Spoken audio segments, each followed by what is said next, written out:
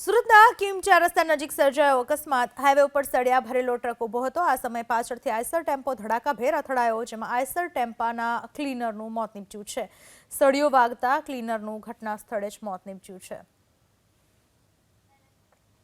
જે અકસ્માત સર્જાયો સુરતના કિમ 4 રસ્તા પાસે સળિયા ભરેલો ટેમ્પો હતો, તેની પાછળ આઈસર ટ્રક અથડાતા આઈસરના ક્લીનરનું મોત નીપજ્યું છે। સળિયો શરીરમાં આરપાર થઈ જતા ક્લીનરનું ઘટના સ્થળ પર જ કરુણ મોત નીપજ્યું।